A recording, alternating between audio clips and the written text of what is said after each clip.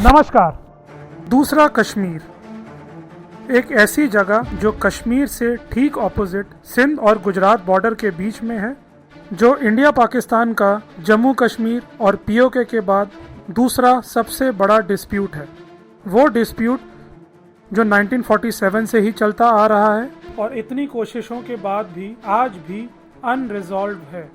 आज India now and how में मैं आपका होस्ट अंकित आपको सुनाऊंगा उसी डिस्प्यूट की कहानी जिसको इंटरनेशनली कहा जाता है sir creek India Pakistan dispute.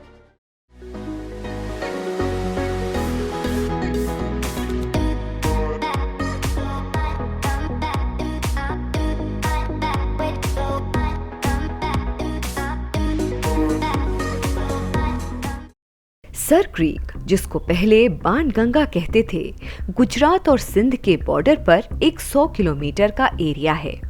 Creek यानी ऐसी जगह जहां नदियों का पानी पतले रास्तों से समुद्र में जाकर मिलता है। ग्रेट रन ऑफ कच्छ से लगा एक सुंदर सा इलाका जहां मॉनसून में हजारों माइग्रेटरी बर्ड्स आती हैं।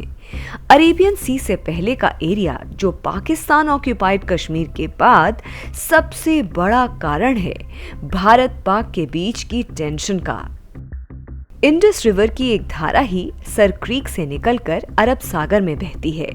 पानी में पतले लैंड रूट्स और सिंध के इस हिस्से में आते जाते फ्लड से वहां घुसपैठ और तस्करी रोकना इंडियन कोस्ट गार्ड और बीएसएफ के लिए एक बहुत बड़ा चैलेंज है। अब हिस्ट्री के हिसाब से सर क्रीक के बिल्कुल बीच में बॉर्डर होता है, लेकिन पाकिस्तान ये क्लेम करता है कि उसके ईस्टर्न छोर को ही बॉर्डर मानना चाहिए। 1968 में पहली बार इसको रिजॉल्व करने का ठोस कदम उठाया गया, जब दोनों पार्टीज के पूछने पर इंटरनेशनल ट्राइब्यूनल या कोर्ट ने इस पर अपनी राय दी। उन्होंने पाकिस्तान को सेंटर लाइन से ईस्ट में 10% एरिया देकर खुश रहने को कहा, पर हमने इससे इनकार किया क्योंकि सेटल करने के लालच में हम अपना 10% एरिया भी किसी और को क्यों दें। 1972 के शिमला अग्रीमेंट में वैसे भी यह करार हुआ था कि कोई भी डिस्प्यूट दोनों देश आपस में ही रिजॉल्व करेंगे। दोनों ही पार्टीज ने इसके रिजल्ट को रिजेक्ट कर दिया। उन दोनों को ये लगता था कि अब भी उनको और ज़्यादा मिलना चाहिए था, लेकिन तभी कहानी में एक ट्विस्ट आया। इंडिया ने यूनाइटेड नेशंस का एक रूल आगे रखा। उस रूल में ये कहा गया कि अगर कोई वाटर बाउंड्री है जो मार्क नहीं है तो उसके बीच का हिस्सा ही बॉर्डर माना जाए, जो इंडिया कह ही रही थी। पाकिस्तान ने इस बात को बिल्कुल मना कर दिया, क्योंकि ये बात लागू होते ही पूरा का पूरा डिस्प्यूट इंडिया के फेवर में ख़त्म हो जाएगा। फिर अगर वो ट्विस्ट भी कम था तो इससे भी बड़ा एक और ट्विस्ट आया। ये था नेचुरल ट्विस्ट। जैसे कि हम में से काफ़ी लोग जानते हैं कि सालों बाद नदियाँ अपना रुख बदल लेती हैं, छोटे मोटे आइलैंड्स उनके साथ इधर उधर बहने लग जाते हैं, उसी तरह सर क्रीक के साथ भी होने लगा। सर क्रीक के वो आइलैंड्स, वो पानी, वो बहाव हल्के हल्के शिफ्ट होने लगे, लेकिन पाकिस्तान की तरफ। तो अब भी जो हिस्सा है जहाँ पर दोनों की सेनाएं खड़ी हैं, एक तरफ बीएसएफ और दूसरी तरफ पाकिस्तान रेंजर्स, वो एरिया शिफ्ट होते होते पाकिस्तान के सिंध की तरफ और जा रहा है। यानी इंडिया का एरिया बढ़ता जा रहा है और पाकिस्तान का अपने आप ही कम होता जा रहा है। तो अगर हम एक बार के लिए पाकिस्तान की बात को मान लेते हैं और ईस्ट में ही बॉर्डर को मानते हैं, तो आज की सिचुएशन के हिसाब से तब भी भारत को कुछ एक्स्ट्रा ही हिस्सा अब मिल चुका है। लेकिन हाँ, हम भी ढीठ हैं। हम इंटरनेशनल अग्रीमेंट्स और रूल्स के साथ जाएंगे, हम अपना मिडिल पाथ ही लेंगे और ज़्यादा हिस्सा हम अपने पास रखेंगे। किस्मत और प्रकृति भी भारत का साथ देने लगी है। सर क्रीक का एरिया पानी के कारण शिफ्ट होने लगा है सिंध के अंदर। इससे वैसे भी भारत का एरिया थोड़ा बढ़ा है और सिंध गवर्नमेंट की टेंशन और बढ़ गई है। और कश्मीर से बिल्कुल उल्टा, यहाँ पर मेन इशू पॉलिटिकल से भी अधिक इकोनॉमिक है। वो पूरा एरिया तेल और नेचुरल गैस की एक खदान से कम नहीं है।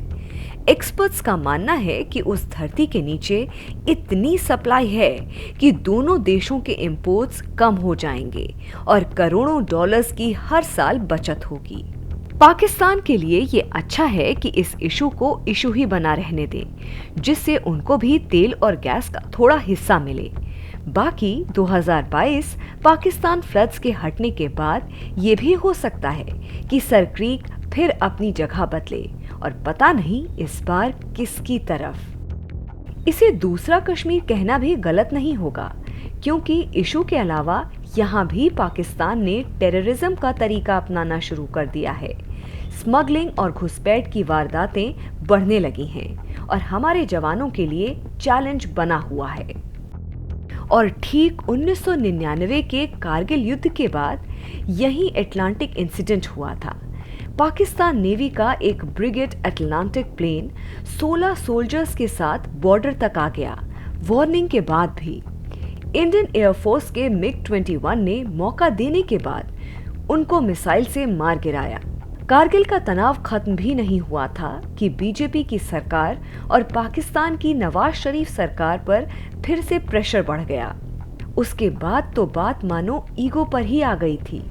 बालाकोट से पहले और कारगिल के बाद अटलांटिक इंसिडेंट बन गया दोनों देशों के बीच में एक लौता आर्म्ड इंसिडेंट। इस इंसिडेंट ने पाकिस्तान और भारत दोनों को चौकन्ना बना दिया और सर क्रीक के मुद्दे को कुछ देर के लिए फिर से लाइमलाइट में लाकर खड़ा कर दिया।